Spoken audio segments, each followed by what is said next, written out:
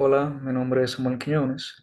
Yo pertenezco a la Universidad Autónoma de Santo Domingo, matrícula 100 66 96 18, y voy a estar haciendo una exposición acerca de los rayos X en general. Vamos a ver un sinnúmero de generalidades y también vamos a estar viendo temas importantes dentro de esta rama de la medicina. Entonces, para a manera de introducción, vamos a hablar acerca de la importancia de los rayos X en medicina. Los rayos X son cruciales en medicina porque ofrecen diagnósticos rápidos y no invasivos, permitiendo detectar fracturas, tumores, infecciones u otras anomalías en huesos, órganos y tejidos. Son herramientas esenciales en especialidades como la traumatología y la oncología, y son la base de técnicas avanzadas como la tomografía computarizada y la fluoroscopía, siendo fundamentales para visualizar el interior del cuerpo humano y guiar tratamientos. Los rayos X son vitales en medicina porque nos permiten visualizar estructuras internas y podemos diagnosticar fracturas, tumores, infecciones como neumonía con algunos signos radiológicos como la silueta y detectar objetos extraños. También son usados procedimientos como mamografías para el cáncer de mama, y tomografías computarizadas, siendo una herramienta diagnóstica clave que ha llevado a la hora de la mayoría de las decisiones médicas. Dentro de las aplicaciones principales para los rayos X en la medicina, como ya mencioné, la detección de fracturas y lesiones, el diagnóstico de infecciones, la identificación de tumores y anomalías estructurales de los órganos y localización de objetos extraños. Dentro de los procedimientos que utilizamos cuando usamos los rayos X está la radiografía de tórax, que se usa para evaluar los pulmones, el corazón y las estructuras del tórax, que es muy útil en emergencias, en ese ambiente donde se necesita precisión. También tenemos a la mamografía, que es una radiografía de las mamas para la detección y diagnóstico de cáncer de mama. Tenemos a la tomografía computarizada, que combina la tecnología de rayos X con procedimientos por computadora para crear imágenes transversales detalladas del cuerpo humano. También tenemos a la fluoroscopía, que esta nos permite ver el movimiento de los órganos o la trayectoria de un medio de contraste en tiempo real, o sea, en vivo. Y tenemos que la importancia de este tipo de diagnóstico es que nos sirve como una guía para tratamientos. La imagenología es crucial para planificar tratamientos y para monitorear el progreso de una enfermedad o la eficacia de un tratamiento. También tiene que ver con la toma de decisiones médicas. Se estima que el 80% de las decisiones médicas se basan en pruebas de imagenología, lo que resalta la importancia de los rayos X en la práctica médica. En el descubrimiento histórico de los rayos X, cuando hablamos de los rayos X como tal, realmente hay que remontarse a los añales de la historia como tal, porque los rayos X es como ese conjunto de las demás ciencias que dan como resultado ese método de observación. Pero para hablarlo de manera resumida, tenemos que el descubrimiento de los rayos X como tal se dio un viernes 8 de noviembre por el físico alemán Wilhelm Conrad Röntgen en el 1895. Este científico estaba utilizando unos cristales catódicos y pudo observar que la radiación era absorbida por algunas estructuras. Y eso fue algo que en el 1901, si no me equivoco, le dio el premio Nobel de la física. Entonces, ahora hablemos de la absorción diferencial de los rayos X. Esto no es más que la diferencia, o sea, porque dice absorción diferencial. Esta es la diferencia en la cantidad de rayos X que varios tejidos del cuerpo absorben. La absorción diferencial de los rayos X es un fenómeno que es la base de la formación de imágenes radiográficas y tomográficas, ya que las estructuras con mayor densidad o con un número atómico más alto, como es el hueso o el metal, absorben más rayos X que los tejidos más blandos o el aire, lo que crea un contraste y permite visualizar la anatomía interna. ¿Cómo funciona esto? Bueno, la interacción de los rayos X con la materia es el primer paso para explicar cómo funciona, porque cuando un haz de rayos X atraviesa a un objeto, interactúa con los átomos del material a través de diferentes procesos, como el efecto fotoeléctrico y el efecto Compton. Luego tenemos a las diferentes tasas de absorción.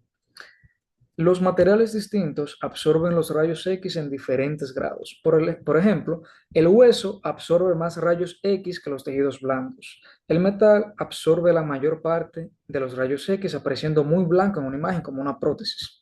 Y el aire deja pasar la mayoría de los fotones, que esto da como resultado un área oscura.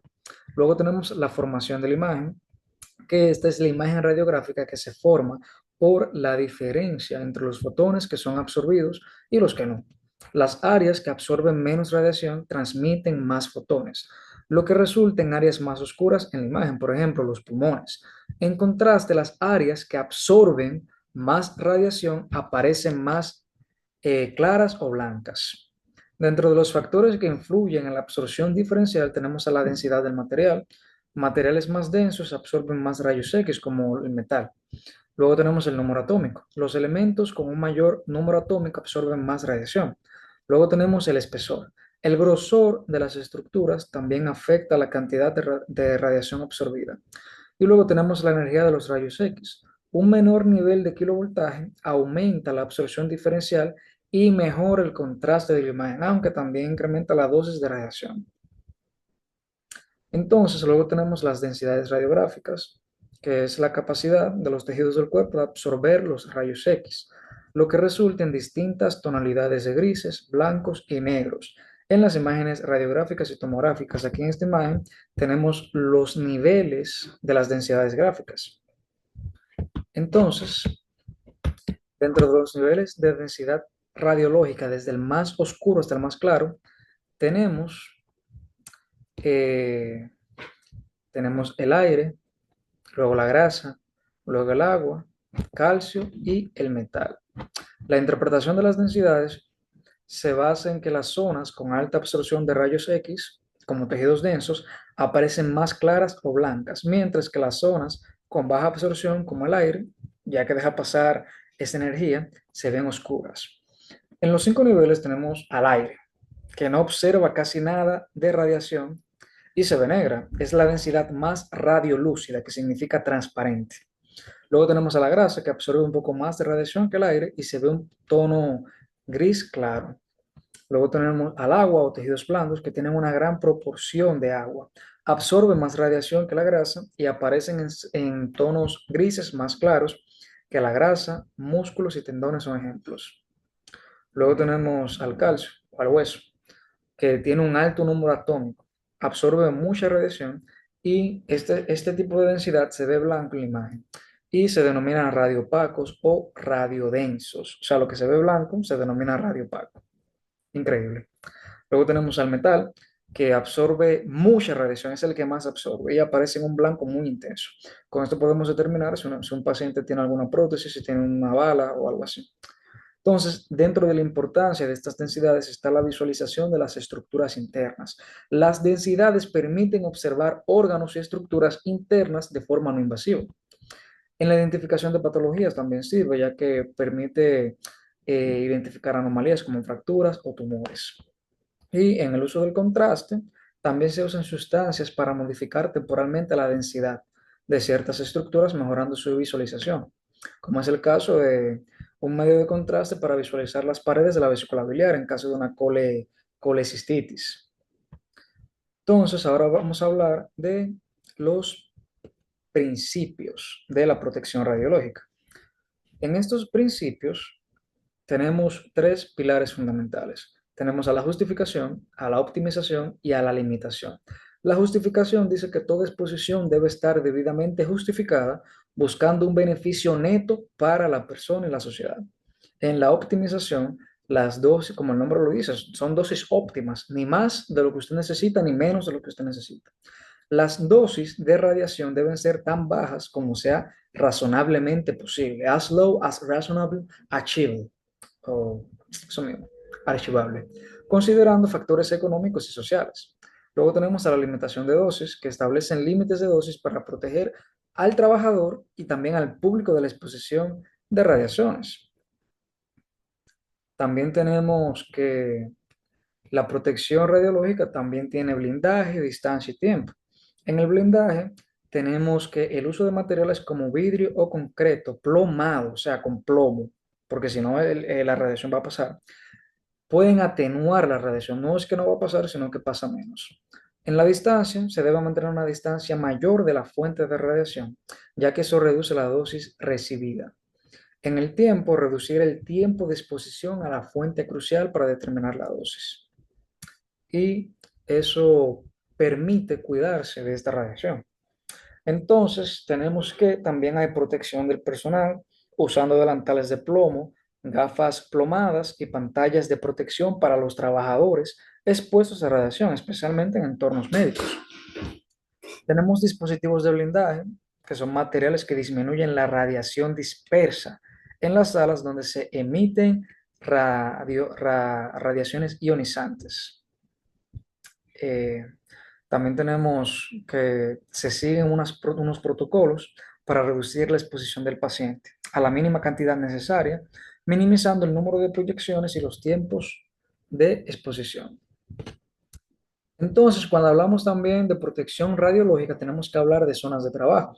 Tenemos 5 zonas: una zona vigilada, zona controlada, permanencia limitada, permanencia reglamentada y acceso prohibido.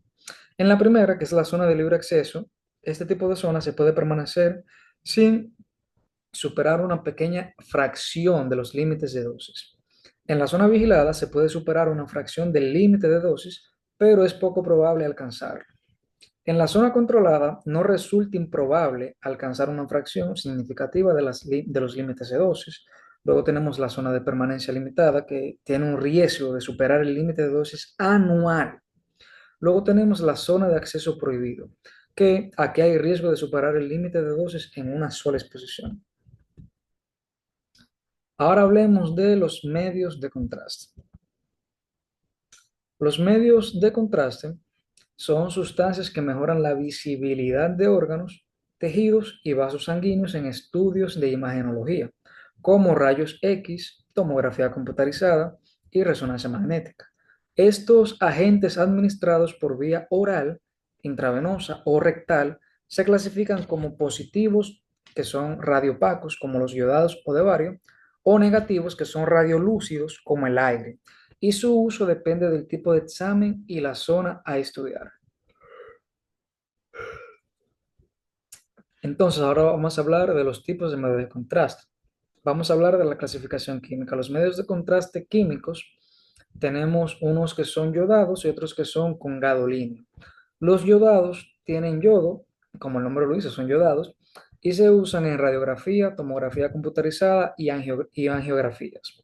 Pueden ser administrados por vía intravenosa o intraarterial.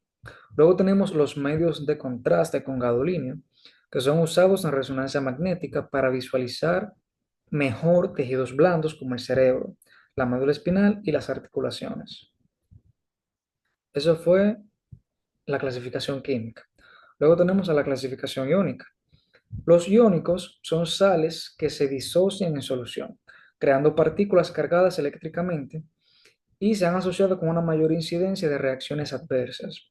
Los no iónicos no se disocian en solución y son menos propensos a causar reacciones. Aquí vemos un cuadro con sus diferencias. Los iónicos tienen una osmolaridad plasmática superior, muy superior a la osmolaridad plasmática. Tienen una carga eléctrica negativa, una quimiotoxicidad alta, la tolerancia es peor y tiene efectos secundarios más frecuentes.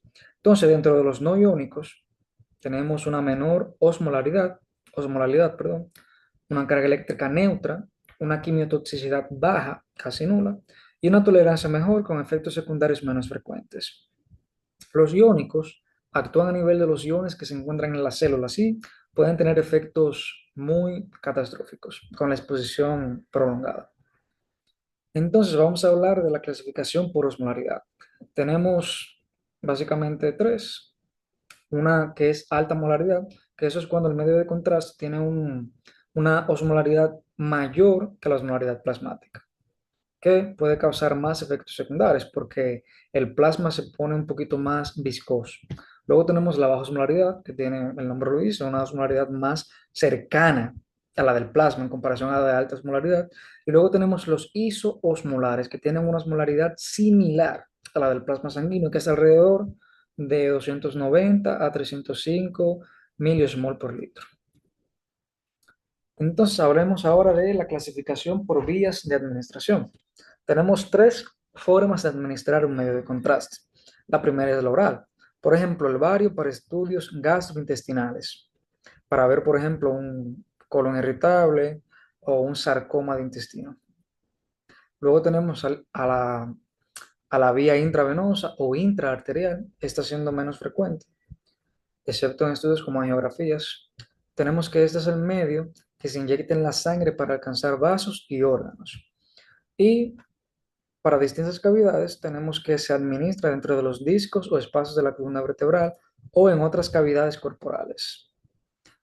La importancia de los medios de contraste radica en que son sustancias esenciales en diagnóstico por imagen porque mejoran la visibilidad de estructuras internas, resaltando órganos, vasos sanguíneos o tejidos anormales para facilitar el diagnóstico y la evaluación de enfermedades.